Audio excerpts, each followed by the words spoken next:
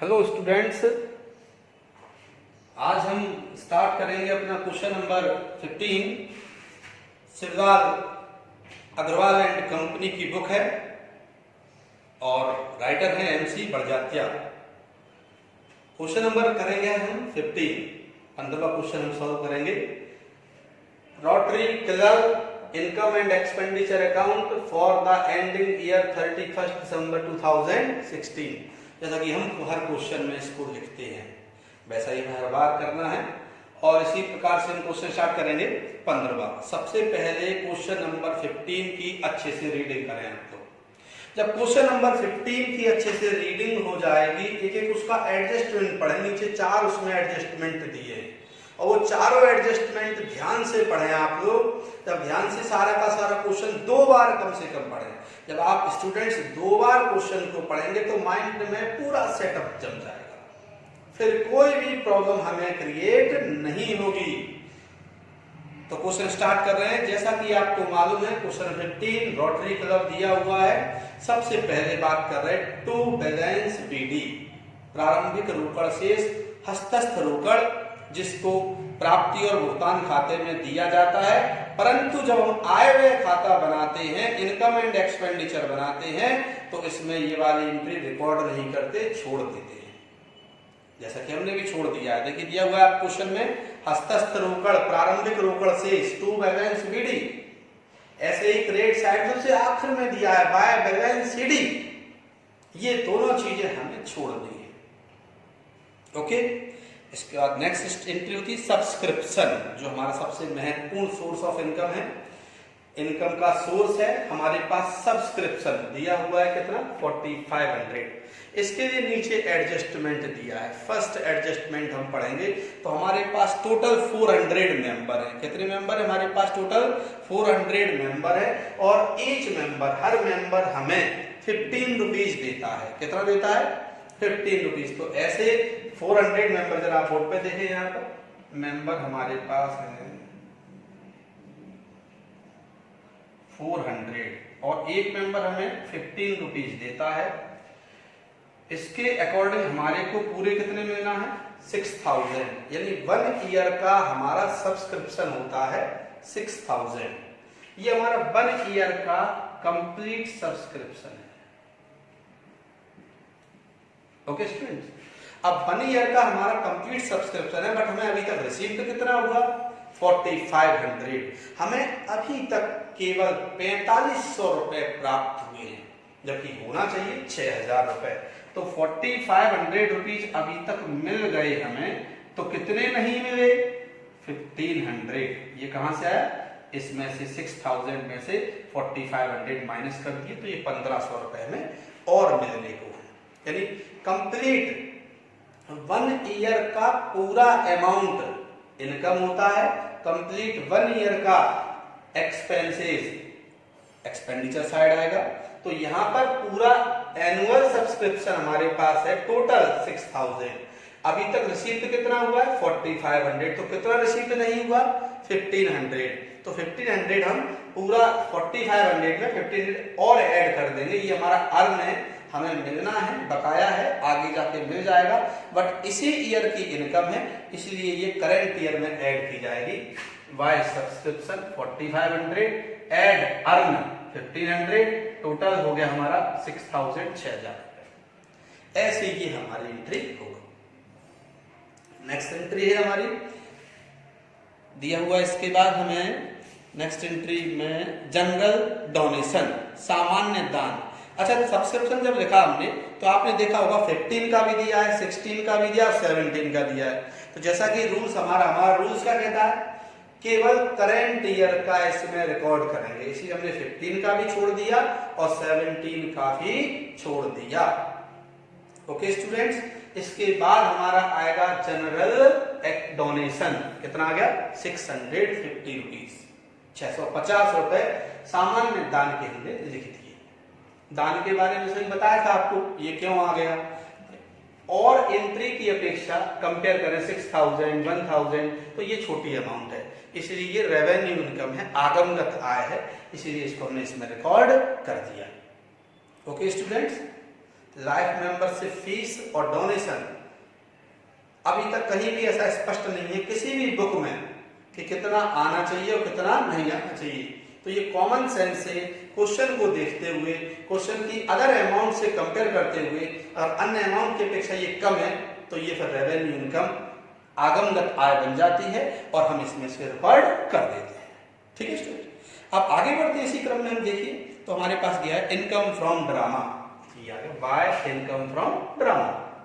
इसके बाद हमारे पास आगे इनकम एक और दिया हुआ है यहाँ पर, पुराने फर्नीचर की बिक्री और उसका सेल ऑफ ओल्ड फर्नीचर, उसका कॉस्ट प्राइस कितना है 300। तो एक स्टूडेंट बताया गया था आपको इसमें किसी भी असेट्स का परचेज करना और सेल करना, सेल और purchase income and expenditure account में नहीं आता है, परंतु सेल करने से अगर कुछ लॉस और प्रॉफिट होता है तो डिफरेंस की अमाउंट इसमें लिखी जाएगी। डिफरेंस कैसा, सपोज हमारी कॉस्ट कितनी है 300 और सेल कितने में किया हमने 225, यानी 300 रुपए का सामान हमने बेच दिया 225 रुपए में। अब ये नुकसान है हमारा, कितना नुकसान है, तो नुकसान होने के कारण ये क्या बन गया हमारा एक्सपेंडिचर, और एक्सपेंडिचर होने के साथ कहां आ गया to loss on sale of furniture. 300 रुपए का था 225 में बेच दिया, कितने का नुकसान हुआ 75 रुपए का, 75 का, तो ये कहां आ गया हमारा एक्सपेंडिचर साइड में रिकॉर्ड हो जाएगी हमारा। ओके स्टूडेंट, अगर 300 की जगह 400 में बेच देते तो 400 में जब सेल किया 300 रुपया कोई सामान था और 400 में बेचा गया, 300 का कोई भी सामान 400 में सेल किया गया, डिफरेंस कितना आया 100 रुपए, ये हमारा क्या बन जाता उस स्थिति में इनकम। बट अभी क्या है ये हमारा एक्सपेंडिचर, लॉस है ये बिजनेस का, इसलिए इस साइड लिख दिया, हानि होने के कारण हमने यहां पर इसे रिकॉर्ड कर दिया। एक स्टूडेंट्स आप देखेंगे एक एंट्री और दी हुई यहाँ पर इन्वेस्टमेंट, क्रेडिट साइड में जाए और नीचे से सेकंड नंबर पर देखें इन्वेस्टमेंट, देखो दिया हुआ 2000 क्वेश्चन में, और उसके बाद एक एडजस्टमेंट दिया हुआ है सेकंड नंबर का एडजस्टमेंट कि इन्वेस्टमेंट पर हमें 10% इंटरेस्ट लगाना है 6 मंथ के लिए। देखिए दिया हुआ है क्वेश्चन, उसमें विनियोगों पर 10% से 6 माह का ब्याज अप्राप्त है, accrued interest on investment at the rate 10% per annum for 6 month. ये हमें ऑलरेडी क्वेश्चन में दिया हुआ है, यानी हमने इन्वेस्टमेंट मतलब पैसा कहीं लगा देना, कहीं दूसरी जगह ऐसी जगह लगा देना जहां से हमें रिटर्न मिलता है, तो हमने किसी को पैसे दिए वहां से ब्याज मिलेगा। तो इस क्वेश्चन में बताया था इनकम एंड एक्सपेंडिचर में इंटरेस्ट हमेशा इनकम होगा, कभी भी एक्सपेंडिचर साइड में नहीं आएगा। इनकम कैसे होगा, क्योंकि हमने किसी को पैसे दिए तो ये पेमेंट साइड में क्यों है, बिकॉज जब किसी को पैसे देते तो आ रहे हैं कि जा रहे हैं, स्वाभाविक बात है जा रहे हैं, और जब पैसा हमारा जा रहा है तो पेमेंट साइड में है, लेकिन पैसा जाने का उसके ऊपर इंटरेस्ट मिलता है वो हमारी इनकम होती है, इनकम होने का क्रेडिट साइड में रिकॉर्ड होगी। तो यहाँ पर हमें 6 मंथ का इंटरेस्ट लेना है, कितने मंथ का इंटरेस्ट लेना है, इंटरेस्ट ऑन इन्वेस्टमेंट 2000 है, 10% 10/100, 6 मंथ के लिए 6/12 6/12, 6 1 जा 6 6 2 जा 6 दूनी 12, 0 से 0 0 से 0 2 से 2 कितना आ गया हमारा 100 rupees. Why interest on investment नहीं आएगा क्योंकि वो हमारा असेट्स है, इसलिए उसको इस इनकम और एक्सपेंडिचर अकाउंट में रिकॉर्ड नहीं करेंगे। बट क्या आएगा उसका इंटरेस्ट, क्योंकि इंटरेस्ट हमें बार बार मिलेगा और बार बार इनकम जो होगी वो इनकम साइड में आएगी, बार बार होने वाले खर्चे होंगे वो एक्सपेंडिचर साइड में आते हैं। तो इस प्रकार से ये हमारा इनकम साइड था। अब हम चलते हैं एक्सपेंडिचर साइड में।